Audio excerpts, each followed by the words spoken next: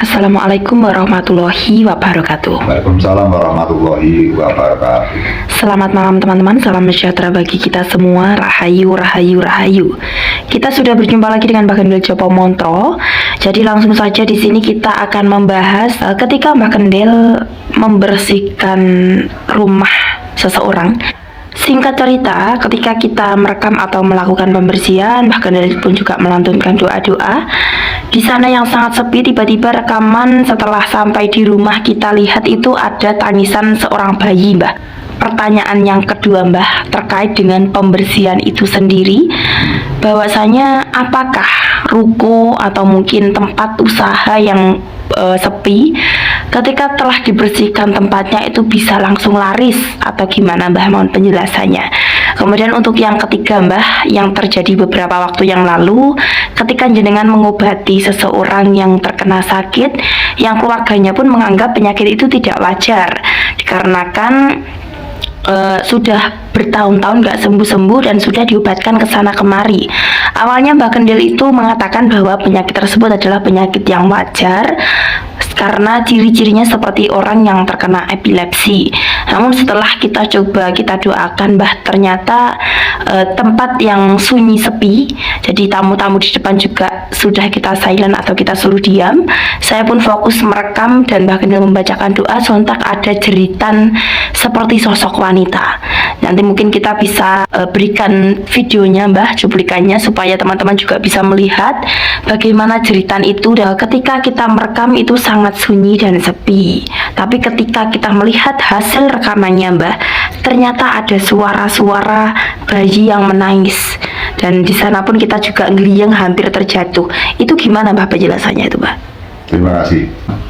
Bagi saudara kita yang berusaha misalkan ruko, warung, toko dan sebagainya, yang mereka merasa aneh karena misalkan 2 tahun membuka usaha, mereka tidak ada yang mengunjungi, bahkan 6 bulan 1 pun juga tidak ada yang beli.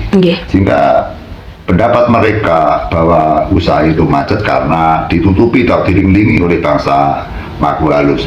Namun kita sebagai sesepuh tidak mudah kita percaya begitu saja, sehingga kita langsung turun ke lokasi dan kita membersihkan. Pada saat kita membersihkan itu tidak ada cahaya dan tidak ada bentuk pewujudan, sama sekali tidak ada suara. Namun setelah kita rekam, kita bisa menyaksikan setelah kita melemparkan garam, ada suara bayi yang menangis dan menjerit. Kenapa pada saat kita mengadakan pembersihan tidak ada suara, baru direkam mereka muncul dan bersuara. Teman-teman yang saya hormati dan saya muliakan, memang kita itu punya jagat sendiri, jagat manusia dan jagatnya jin, sehingga jin pun juga tidak semudah untuk menampakkan diri kepada kita ini. Sehingga banyak para tokoh-tokoh agama kita, baik para nabi, para wali, dan para alim ulama, bahwa kita juga tidak semudah yang kita bayangkan. Lagi-lagi kita bertemu setan, lagi-lagi kita bisa melihat jin, bisa melihat hantu, itu tidak semudah yang kita bayangkan. Karena memang jagatnya itu berbeda. Kita kembali kepada permasalahan toko tadi, yang setelah kita bersihkan, apakah setiap kita bersihkan yang dianggap sudah bersih, warung atau toko itu langsung laris manis atau bisa berjalan dengan normal? Itu tergantung kepada orangnya saja. Sehingga faktor-faktor pembersihan jin dan setan tidak menentukan toko itu menjadi laris.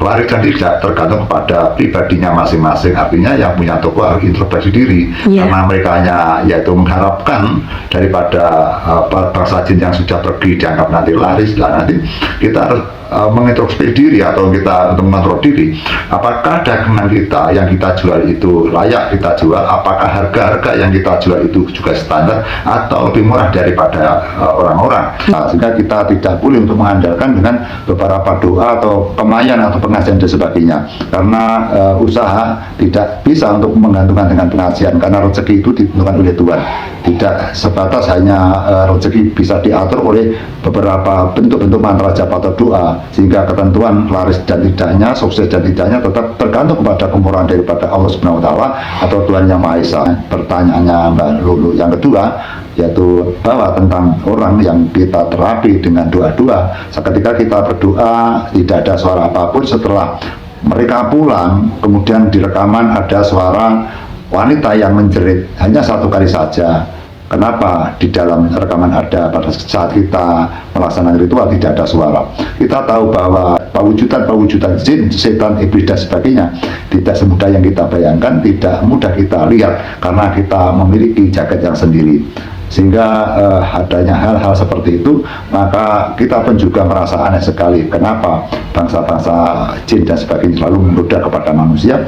Ternyata setelah paginya kita berusaha untuk menghubungi kepada orang yang sakit atau pasien itu. Ternyata sepulang dari sini mereka merasa sehat, merasa nyaman, mereka merasa enteng sekali, dan mereka kelihatan vitalitas. Mereka bilang semoga selalu begini tanpa komat lagi.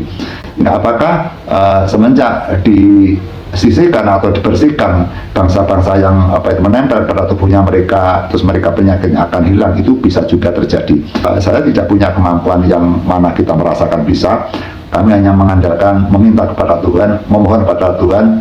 Kalau bahasa Jawanya yaitu dengan panunan Dumateng Gusti Kang Maha Suci, sehingga kita memang kosong, tidak punya apapun. Kadang-kadang kita juga heran kenapa orang tersebut bisa sembuh. Justru kita juga heran kenapa toko itu bisa lancar. Kadang kita juga heran, tapi kita juga kadang mengeluh kenapa setelah kita terapi, setelah kita doakan, mereka tidak kunjung sembuh. Ternyata mereka harus melintasi perjalanan yaitu ke medis atau ke dinas-dinas terkait, atau mereka harus menjalankan pengobatan secara ilmiah atau secara biologis atau secara medis, hingga walaupun mereka kena tempelannya kita hilangkan, ternyata sisa-sisa penyakit yang wajar harus ditangani seorang dokter yang akhirnya mereka juga sembuh. Sehingga di dalam kita menjalankan yaitu berbakti kepada sesama, kita tidak boleh sombong. Ternyata kita pun masih menggunakan, kita masih membutuhkan kepada tenaga medis, karena tenaga doa seperti kita ini belum menjamin bahwa kita pasti bisa mampu untuk mengobati berbagai hal penyakit, karena masih banyak lagi permasalahan atau penyakit yang mana kita sebagai pemohon pada Tuhan yang mana kita tidak bisa menyelesaikan, atau kita harus minta bantuan kepada orang-orang yang medis, atau kita bisa setelah kita bersihkan kemudian dilanjutkan dokter, akhirnya mereka juga sembuh juga. Tapi juga ada yang tanpa medis mereka langsung sembuh, sehingga disinilah letak rahasia-rahasia Allah, rahasia-rahasia Tuhan yang tidak dapat kita pikirkan secara nalar. Kadang kita juga sulit untuk memikirkan secara nalar karena ada kesembuhan orang yang sakit, mereka sembuh yang tidak wajar, karena kalau dipikir secara akal itu tidak mungkin bisa sembuh. Karena misalkan penyakit kanker, misalkan mereka sudah 18 hari sudah koma, kemudian hanya air putih bisa sembuh, sehingga sulit sekali kita memahami hal itu. Yang jelas kita merasa bahwa pengalaman kita tidak ada, ilmu kita tidak ada, kita hanya bisa mengandalkan yaitu memohon kepada Tuhan. Adapun berhasil dan tidak itu urusan Sang Pencipta alam atau urusan Allah Subhanahu wa taala. Sehingga kalau kita merasa bisa, di suatu saat nanti kita akan lena dan kita akan sengsara serta kita akan dipermalukan di jagat raya ini. Maka dengan ini pertanyaan baru sudah kami jawab. Yang pertama masalah rumah, apabila itu setelah dibersihkan, apakah rumah itu langsung usaha ruko atau kios atau warung itu bisa lancar? Itu belum tentu, karena kadang-kadang apabila penyajian yang kurang baik, dagangan kurang baik, kemudian rasanya tidak baik, dagangan tidak baik, juga pengaruh.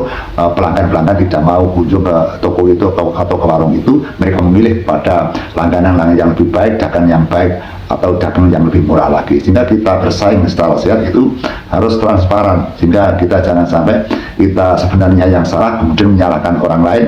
Toko kita sepi, kita menyalahkan kepada toko yang lain atau menyalahkan pelanggan yang lain.